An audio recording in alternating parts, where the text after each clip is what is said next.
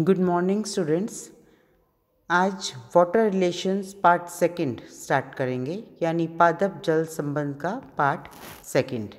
इस वीडियो में हम लोग ऑस्मोसिस यानी परासरण, ऑस्मोटिक प्रेशर, टर्गर प्रेशर और वॉल प्रेशर के बारे में पढ़ेंगे। सबसे पहले स्टार्ट करते हैं ऑस्मोसिस यानी परासरण क्या होता है। विलायक अणुओं का अर्ध पारगम्य झिल्ली यानी सेमी परमियल मेम्ब्रेन से होकर कम सांद्रता विलयन से अधिक सांद्रता विलयन में विसरण की क्रिया परासरण कहलाती है।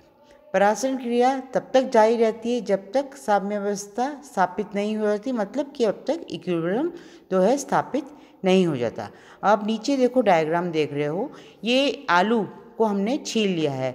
आलू को छील के उसमें हमने कैविटी बना ली है, और ये जो है आलू जो है एक जो उसका बाहरी हिस्सा है, ये एक सेमी परमिएबल मेम्ब्रेन की तरह एक्ट करेगा।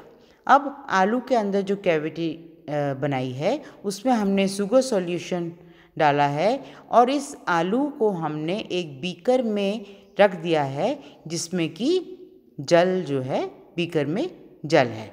अंदर कैविटी में शुगर सॉल्यूशन है, बाहर जो है पेट्री डिश में या बीकर में जो है प्योर वाटर है। और इनिशियल लेवल हमने शुगर सॉल्यूशन का मार्क कर लिया है।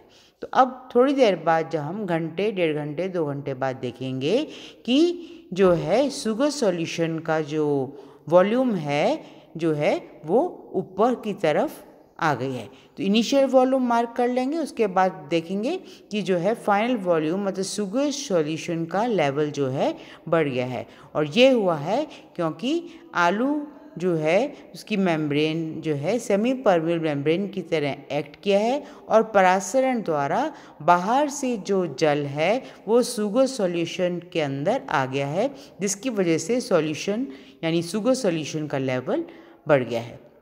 तो ऑस्मोसिस यानी परासरण में कम सांद्रता से ज़्यादा सांद्रता की तरफ जो है अणुओं का जो है स्थानांतरण होता है।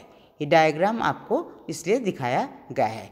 नेक्स्ट जो है परासरण क्रिया द्वारा जीवित कोशिकाओं या उत्तकों में जल का प्रवेश यानी जल जब अंदर जाता है उसे एंडोऑस्मोसिस कहते हैं, जबकि परासरण द्वारा कोशिकाओं या उत्तकों से जल का निकास जब बाहर आता है उसे एक्सोऑस्मोसिस कहा जाता है। तो परासरण को हमने 2 भागों में डिवाइड किया है, एक्सोऑस्मोसिस और एंडोऑस्मोसिस।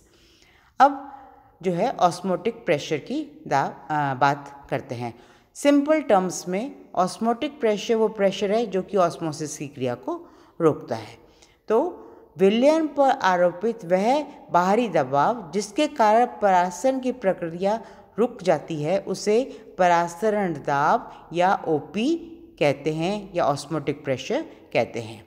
या दूसरे शब्दों में विलयन पर लगाया गया वह बाहरी दबाव जिसके कारण विलयन के कणों का अर्धपरागम्य झिल्ली से विलयन की ओर आना या गमन रुक जाता है उसे परासरण दाब कहा जाता है।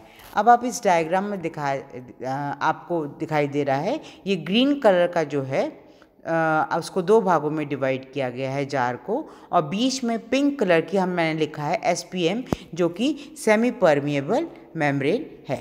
अब एक तरफ आप देखोगे, एक तरफ विलायक है और सेमी परमिएबल की दूसरी तरफ जो है विलयन है। विलायक के कण जो है विलयन की तरफ मैंने एरो लगाया है, वो मूव कर रहे हैं, जिसकी वजह से किसकी वजह से ऑस्मोसिस की वजह से, जिसकी वजह से विलयन के जो लेवल है वो बढ़ गया है। अब क्या है, अगर ऊपर ये ब्लू कलर का जो पिस्टन दिखाया है मैंने लिखा है दाब। अब इस पिस्टन द्वारा जब विलयन पर हम दाब डालेंगे तो परासरण जो है यानी ऑस्मोसिस वो है रुक जाएगा। तो ये दाब जिसकी वजह से ऑस्मोसिस यहाँ पर रुक गया, यानी विलायक के कण विलयन में आना बंद हो गए, इस डायग्राम द्वारा आपको दर्शाया गया है। इसे कहते हैं ऑस्मोटिक प्रेशर।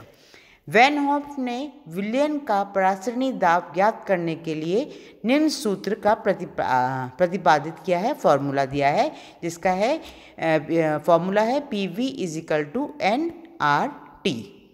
P यहाँ पर है परासरणी दाब, V विलयन का आयतन, N विलय के मोल और R जो है विलयन नियंत्रक जो कि इसकी वैल्यू है 0.0821 लीटर एटमॉस्फेयर पर मोल डिग्री। नेक्स्ट है टर्गर प्रेशर यानी स्फीत दाब या टर्गर प्रेशर को हम कहते हैं स्फीत दाब, और इसमें साथ में पढ़ेंगे वॉल्व प्रेशर जिसको कहते हैं भित्ति दाब। जब एक पादप कोशिका को जल में रखा जाता है तो रिक्तिका रस का परासरण दाब अधिक होने के कारण जल के अणु कोशिका में प्रवेश करते हैं, जिसके कारण कोशिका द्रव्य कोशिका भित्ति पर बाहर की ओर दबाव डालता है। इसे स्फीत दाब यानी टर्गर प्रेशर कहते हैं। अब आप देख रहे हैं यहाँ पर डायग्राम है, ये कोशिका का डायग्राम है। बाहर सेल वॉल है, अंदर की तरफ प्लाज्मा मेम्ब्रेन है और उसके अंदर जो है वैक्यूल है। अब जब इस कोशिका को हम जल के अंदर प्योर वाटर के अंदर रख देंगे तो प्योर वाटर जो है वो क्योंकि अंदर ऑस्मोसिस की वजह से प्योर वाटर जो है वैक्यूल के अंदर जाएगा। तो ये हुआ यहाँ पे परासरण, बाहर से जो जल है वो वैक्यूल के अंदर जाएगा और वैक्यूल जो है सेल वॉल पर प्रेशर जो है पड़ेगा, जिसे हम कहते हैं स्फीत दाब। नेक्स्ट है कोशिका भित्ति दृढ़ होने के कारण स्फीत दाब के बराबर दाब किंतु विपरीत दिशा में कोशिका द्रव्य पर दाब डालती है, इसे भित्ति दाब कहते हैं। ये जस्ट अपोजिट होता है। तो जो है सेल वॉल पे जो प्रेशर पड़ता है, जिस पे अंदर से जो प्रेशर पड़ता है उसे कहते हैं टर्गर प्रेशर, और उसके अपोजिट प्रेशर को कहते हैं वॉल प्रेशर, जो कि भित्ति जो है बाहर से डालती है उसे कहते हैं वॉल प्रेशर। कोशिका द्रव्य पे भित्ति प्रेशर डालती है उसे कहते हैं वॉल प्रेशर।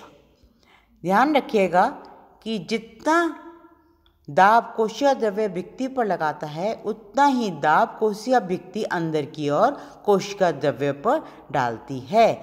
अतः आप नोट करिए टीपी यानी turgor pressure is equal to wall pressure, परंतु दोनों एक दूसरे के विपरीत दिशा में होते हैं। अब 3-4 पॉइंट्स नोट डाउन करने के लिए हैं जिन्हें मैंने ग्रीन पेन से लिखा है।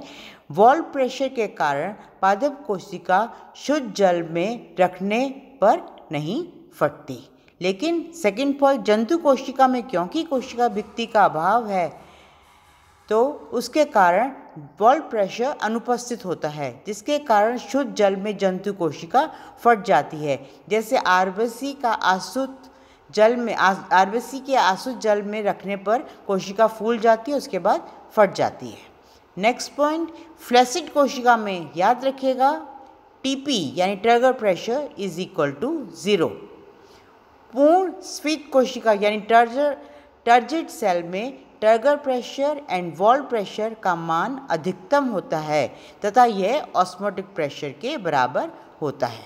एक पॉइंट और नोट करिएगा आप, जो एग्जाम में कितनी बार पूछ लिया जाता है, कोशिका में जीव द्रव्य कुंचन के समय टर्गर प्रेशर हमेशा नेगेटिव, जीव द्रव्य कुंचन मतलब प्लाज्मोलिसिस, प्लाज्मोलिसिस के दौरान टर्गर प्रेशर हमेशा नेगेटिव होता है यानी ऋणात्मक होता है।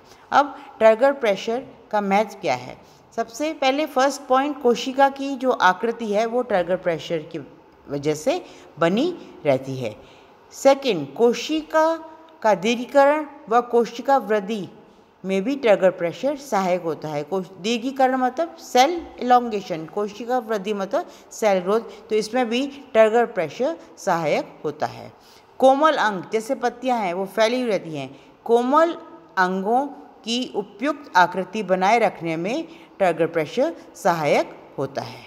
नेक्स्ट, टर्गर प्रेशर रंध्रों की गतिविधियाँ, रंध्रों की गतिविधियाँ मतलब opening and closing of stomata. दूसरा लिखा है विल्टिंग मतलब जैसे पत्तियाँ या पौधा मुरझा जाता है कम अगर ज़मीन में पानी होता है। तो रंध्रों की गतिविधियाँ और विल्टिंग प्रोसेस में भी टर्गर प्रेशर जो है वो इम्पॉर्टेंट रोल प्ले करता है। एक इम्पॉर्टेंट पॉइंट नोट करिएगा कि ट्रिगर प्रेशर को हम साई पी यानी प्रेशर पोटेंशियल भी कहते हैं मॉडर्न टर्मिनोलॉजी में, जो कि हम नेक्स्ट चैप्टर में हमें काम में आएगा। नेक्स्ट चैप्टर पढ़ेंगे DPD, diffusion pressure deficit. Thank you.